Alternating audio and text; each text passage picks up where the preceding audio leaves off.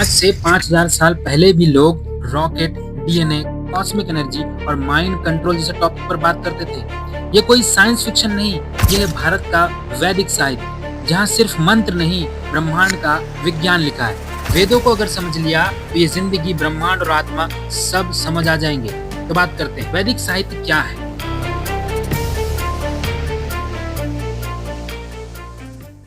देखिए, वेदों का मतलब है ज्ञान। वेद 4 हैं: ऋग्वेद, यजुर्वेद, सामवेद और अथर्ववेद। इनमें सिर्फ धर्म नहीं, चिकित्सा, खगोल शास्त्र, गणित, संगीत, तत्व ज्ञान सब है। ऋग्वेद ज्ञान का स्रोत है, इसमें 1028 ऋचाएं यानी मंत्र और सुक्तियां।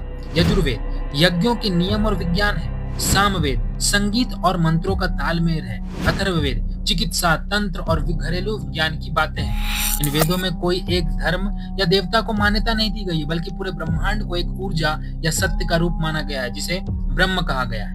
अब बात करते हैं वेदों में छिपे विज्ञान की। तो पहला, ब्रह्मांड की उत्पत्ति। देखिए, ऋग्वेद में लिखा है ना सदासी नो सदासी, मतलब जब न समय था, न स्थान, न रोशनी, फिर भी कुछ था। ये वही है जिसे आज बिग बैंग थ्योरी कहती है। दूसरा, जीवन और आत्मा।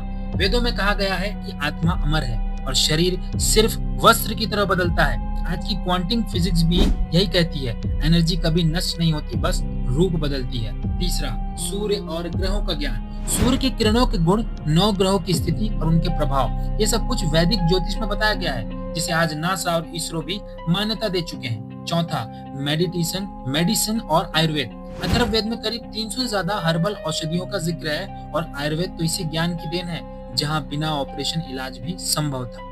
अब सोचिए, इतना गहरा ज्ञान हजारों साल पहले बिना इंटरनेट, बिना लैब, बिना टेक्नोलॉजी के लिखा गया है। कैसे?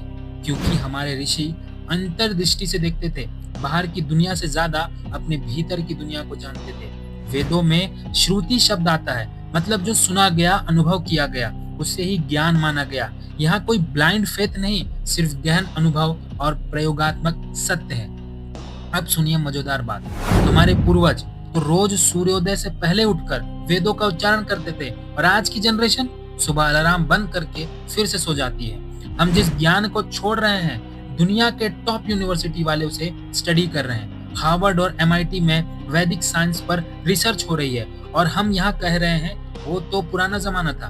अब फैसला आपको करना है, वेदों को माइथोलॉजी कहकर भूल जाना है या फिर उन्हें एंशिएंट साइंस मानकर फिर से अपनाना है। अगर आपको ये बातें दिल से छू गई हो तो वीडियो को लाइक करें और अपने दोस्तों को जरूर शेयर करें, और कहिए कि वेद केवल ग्रंथ नहीं, वो भविष्य की दिशा है। और ऐसे ही वीडियो देखने के लिए कैलाश की कक्षा को सब्सक्राइब करें, क्योंकि यहाँ मिलता है ज्ञान और दिल और दिमाग दोनों के लिए।